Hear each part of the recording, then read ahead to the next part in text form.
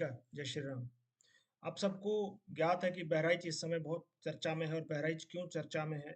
क्योंकि एक हिंदू बालक की जिस तरह नृशंस हत्या की गई, उसकी छाती में 20 गोलियां मारी गई और उसके शव को भी पत्थरों से कुचलने का प्रयास किया और उसके बावजूद वहां पर बहुत बड़ा एक रोष प्रकट हुआ और जिस तरह से उन्मादी भीड़ ने उनको लिंच किया, ये बहुत चिंता का विषय है और भारत में जगह-जगह हो रहा है।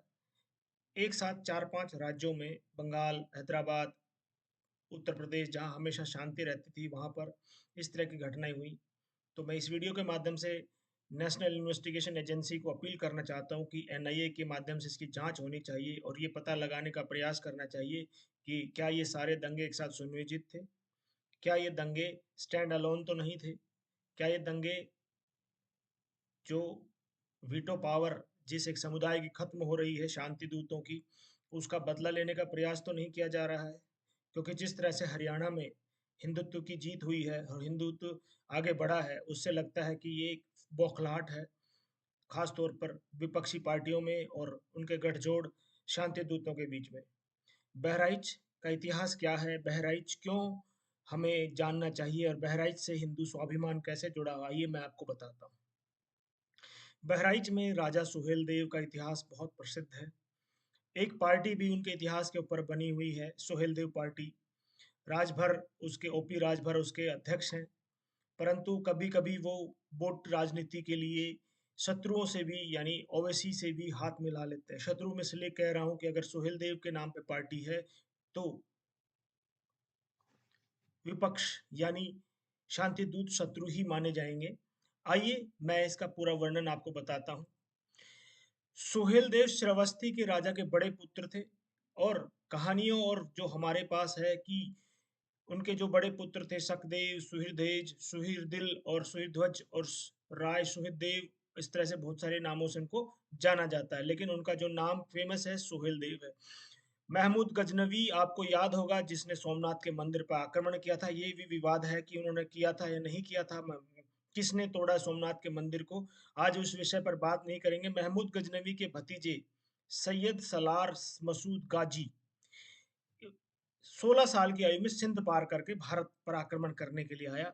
सबसे पहले मैं आपको बताना चाहता हूँ कि गाजी का मतलब क्या होता है और शहीद का मतलब क्या होता है। आमतौर पर हिंदू सभी युद्ध में मरने वाले, युद्ध में वीर गति प्राप्त करने वालों को बलिदानी न कहकर आजकल नेता से लेकर, मीडिया से लेकर, टेलीविजन लेकर, अखबार से लेकर सब लोग उनको शहीद कहते हैं, जबकि शहीद का असली मतलब कुछ और होता है। इसलिए मैं बताना चाहता हूँ कि आपको जानना ज़रूरी है। शहीद का मतलब वो व्यक्ति होता है जो हिंदू यानी काफ़िर को मारते हुए मर जाए, उसको शहीद कहा जाता है। हमारी भाषा में जो शत्रु को मारते हुए मर जाए, उसको वीर गति को प्राप्त करना कहते हैं, यानी बलिदानी कहते हैं। तो आज से आप बलिदानी ही कहिए, शहीद मत कहिए। और गाजी वो व्यक्ति होता है जो काफिरों को मारकर उन पर विजय प्राप्त करता है, उसको गाजी कहा जाता है। कितना दुर्भाग्य है कि गाजियाबाद, गाजीपुर हमारे शहर बसे हुए हैं, यानी हिंदुओं को मारने वालों के नाम पर ये शहर बसे हुए हैं, वो भी उत्तर प्रदेश में। महमूद गजनवी के भतीजे सैयद सलार मसूद गाजी 16 साल की उम्र में सिंध पार करके भारत में आया और उसने मुल्तान, दिल्ली, मेरठ के साथ साथ सतरिक पर विजय प्राप्त की। अब विजय प्राप्त की नहीं की ये मुझे नहीं पता है। सतरिक में उसने अपना मुख्यालय बनाया और उसने स्थानीय राजाओं को हराने के लिए अपनी सेना भेजी और सैयद सैफुद्दीन और मियाँ राजब के को बहराइच भेजा और बहराइच के स्थानीय राजा ने मिलकर एक संगठन बनाकर उस सेना को हरा दिया यानी कुचल दिया। जब कोई समाचार प्राप्त नहीं हुआ तो सलार गाजी खुद जो है 1033 में खुद बहराइच की प्रगति देखने के लिए पहुंचा कि वहां क्या स्थिति है और दुश्मनों को हरा पाए कि नहीं हरा पाए। और आपको जानकर एक सुखद आश्चर्य होगा कि सुहेल देव की सेना ने मसूद गज सलार गाजी की सेना को गाजर मूली की तरह काट दिया और एक पहला युद्ध था भारत के इतिहास में जहां पर एक भी शत्रु को जीवित नहीं छोड़ा गया। सिर्फ एक शत्रु को जीवित छोड़ा गया जिसको गजनी भेजा गया और कहा जाकर बता दीजिए कि हमने तुम्हारी सेना को समूल नाश कर दिया है।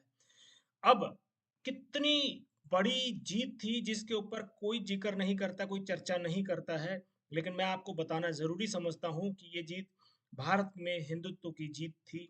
हिंदू सेनाओं ने मिलकर एक ऐसा युद्ध लड़ा था जिसमें शत्रु का समूल नाश किया गया था। बाकी सब युद्धों में शत्रु बच भी गए थे, लेकिन इस युद्ध में एक को जानबूझकर छोड़ा गया था। और ये युद्ध था जिसमें शत्रु का समूल नाश करते, एक भी व्यक्ति को जीवित नहीं छोड़ा गया। लेकिन दुर्भाग्य देखिए, व्यक्ति को जीवित नहीं छोड़ा गया था। दुर्भाग्य देखिए कि आज वहां पर उसकी मजार बनी हुई है, हिंदू वहां पर मत्था टेकने जाते हैं। और ये मजार कैसे बनी, इसके ऊपर भी विवाद कहा विवादित है। उसके बहुत साल बाद, महमूद के मारने के बहुत साल बाद, फिरोज शाह तुगलक जब भारत में आया, उसने उस जगह पर ऋषि यानी संत ऋषि ब्लार्क के आश्रम को कब्जा कर, उसको ढाकर उस पर एक दरगाह बना दी गई, जिसको कहा गया कि मसूद सलार गाजी की दरगाह है। यानी हिंदुओं के साथ छल किया गया। और आज सबसे ज्यादा हिंदू वहां पर जाकर चढ़ाता है, मन्नत मांगता है। गाजी शब्द वो शब्द है जो हिंदुओं के लिए गाली की तरह है, जिसको फिर भी हम लोग गाजियाबाद और गाजीपुर के नाम से अपने आप को एसोसिएट करते हैं। तो मेरा इस वीडियो के माध्यम से अपील है कि इस शब्द को भी हटाया जाए और शुद्धिकरण किया जाए हमारे शहरों के नामों का। और आपसे आग्रह है कि ऐसी दरगाहों पर जाना बंद कीजिए। जैसे ही आप दरगाहों पर जाना बंद करेंगे, इनका बिजनेस घटने लगेगा, इनका दम टूटने लगेगा, और इनको लगने लगेगा कि अब हम ये जो हमने मजार बनाई है हिंदुओं के पैसों से ही चला रहे हैं, और ये टूटने लगेगा। इसका परिणाम ये है कि आज अजमेर में हिंदुओं की संख्या बहुत घट गई है। और भी बहुत सारी मज़ारों पर हिंदुओं की संख्या घट गई है, और इसको ज़ीरो पर लेकर आना है। आप सब मिलकर प्रयास करेंगे तो ये ज़ीरो पर आ जाएगी, और इनका जो दुकानें सजी हुई है हमारे पैसों से हमें मारने के लिए, उस पर परिणाम जल्दी मिलेगा। तो आशा है कि वीडियो आपको पसंद आया होगा, और वीडियो पसंद आया तो वीडियो को लाइक शेयर सब्सक्राइब जरूर कीजिए, ताकि सब लोगों तक हमारी आवाज़ पहुंचे, और वीडियो को मैक्सिमम लोगों तक पहुंचाइए, ताकि बहराइच का सच सभी तक सामने आ सके, और ऐसे गाजी ढोंगियों को हम हमारे समाज से उखाड़ कर बाहर फेंक सके। वीडियो को पूरा देखने के लिए, जुड़ने के लिए बहुत बहुत आभार। जय हिंद राष्ट्र, जय श्री राम, हर हर महादेव।